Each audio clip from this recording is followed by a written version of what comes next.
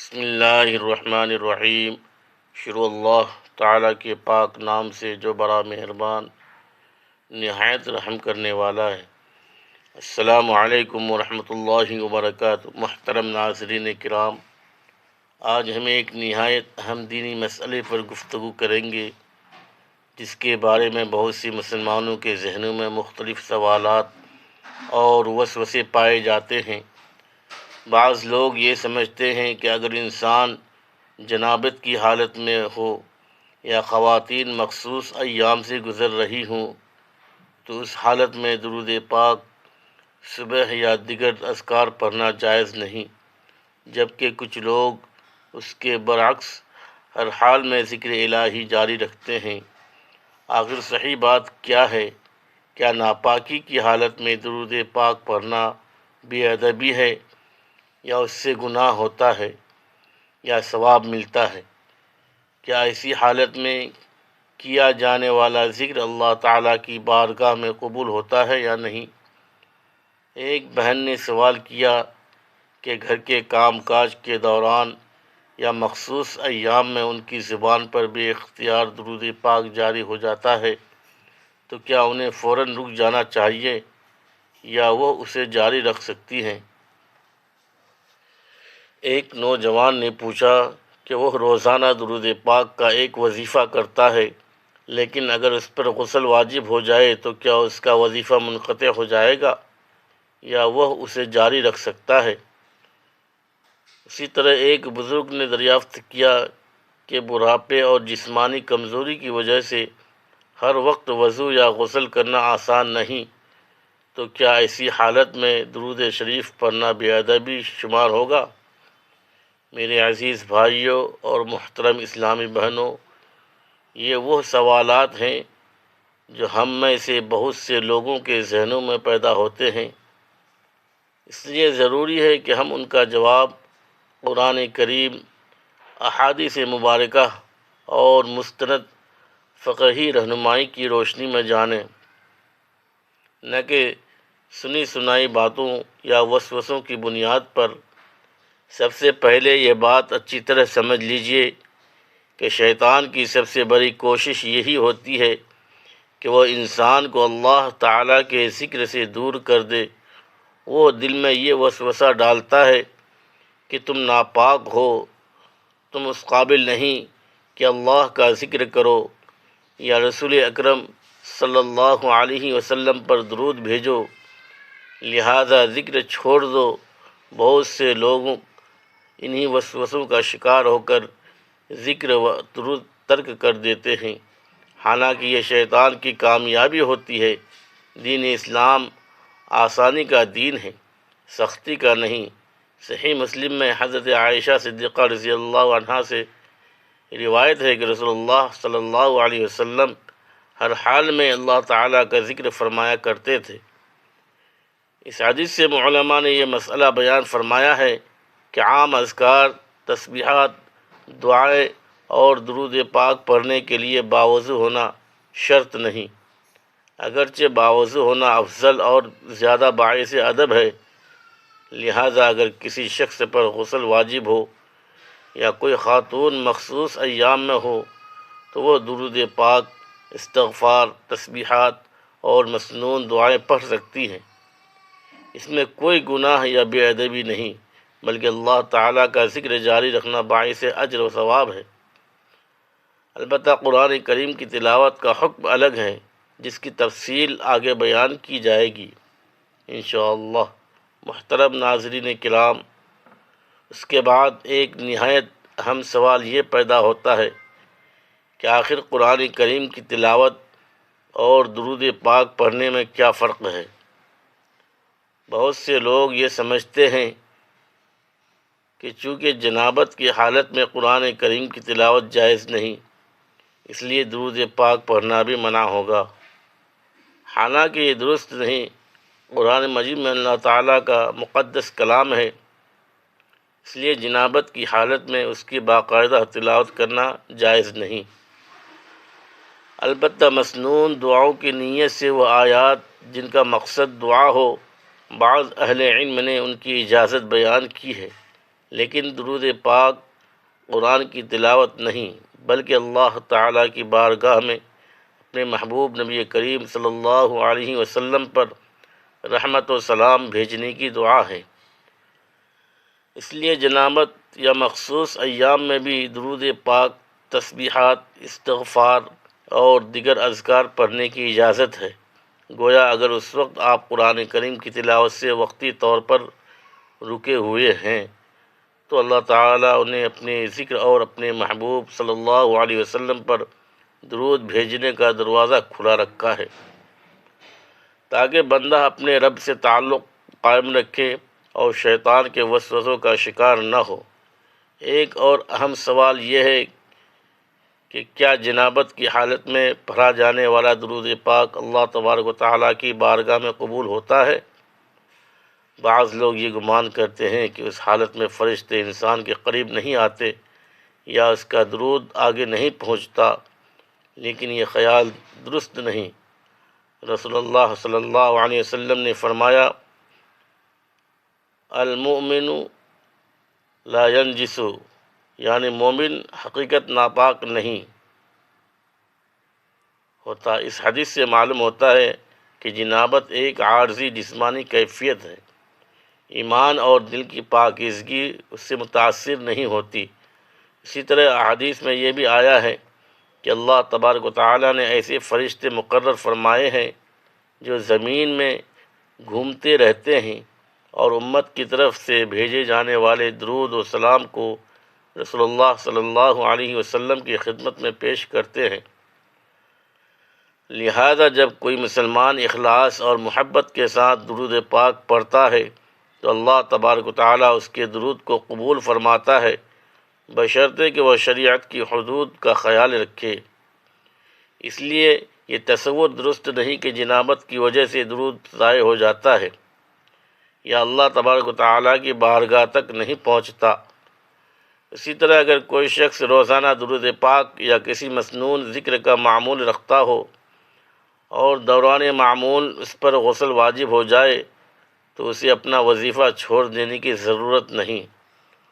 علماء کرام نے واضح فرمایا ہے کہ عام اذکار اور درود پاک کے لیے باوضو یا باغسل ہونا شرط نہیں، بلکہ یہ افضل ہے۔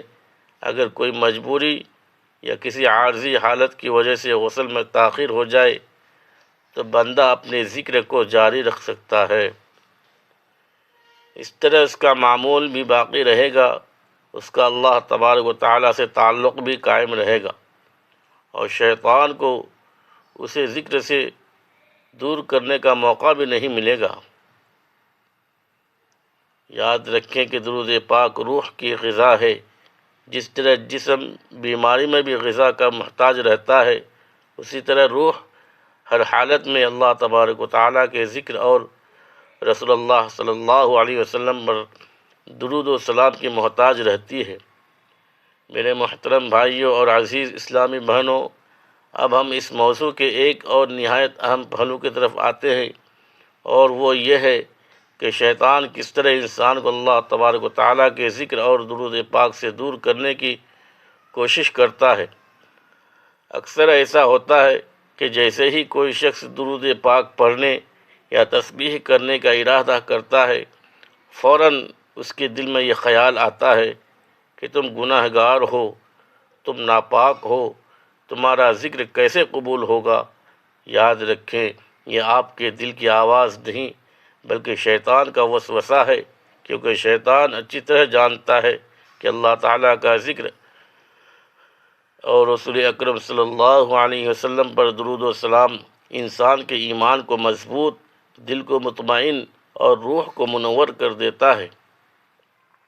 اس لیے وہ ہر ممکن کوشش کرتا ہے کہ بندہ کسی نہ کسی بہانے سے ذکر چھوڑ دے۔ کبھی وہ ادب کا بہانہ بناتا ہے، کبھی نااہلی کا احساس دلاتا ہے، اور کبھی یہ خیال ڈالتا ہے کہ پہلے مکمل پاک ہو جاؤ پھر ذکر کرنا، حالانکہ شریعت نے ایسی کوئی پابندی نہیں لگائی۔ اس حقیقت کو ایک آسان مثال سے سمجھیں۔ اگر کسی کے ہاتھ مٹی یا گرد سے بھرے ہوں تو کیا وہ صابن استعمال کرنے سے رک جائے گا؟ ہرگز نہیں، بلکہ وہ صابن ہی کی طرف بڑھے گا تاکہ اپنے ہاتھ صاف کر سکے۔ اسی طرح درود پاک اور ذکر الہی روح کے لیے صابن کی حیثیت رکھتے ہیں، جو دل کو غفلت، وسوسوں اور گناہوں کی آلودگی سے پاک کرتے ہیں۔ اسی لیے اہل علم فرماتے ہیں کہ اگر کوئی شخص مجبوری، بیماری یا جنابت کی حالت میں بھی اخلاص کے ساتھ اللہ تبارک و تعالیٰ کا ذکر کرتا رہے تو یہ اس کی ثابت قدمی کی علامت ہے، اور اللہ تبارک و تعالیٰ ایسے بندے پر اپنی خصوصی رحمت نازل فرماتا ہے۔ البتہ اس کے ساتھ یہ بات بھی یاد رکھنا ضروری ہے کہ شریعت نے کچھ مقامات اور حالات میں زبان سے ذکر کرنے سے منع فرمایا ہے، اور ان حدود کا خیال رکھنا بھی ادب دین کا تقاضا ہے۔ مثال کے طور پر بیت الخلاء یا غسل خانے میں قضاء حاجت کے دوران زبان سے اللہ تبارک و تعالیٰ کا ذکر، قرآن کریم کی تلاوت یا درود پاک پڑھنا جائز نہیں، کیونکہ یہ مقامات ذکر کے لیے مناسب نہیں ہیں۔ ایسے موقع پر خاموشی اختیار کرنا اور دل میں اللہ تبارک و تعالیٰ کی یاد رکھنا ہی بہتر ہے۔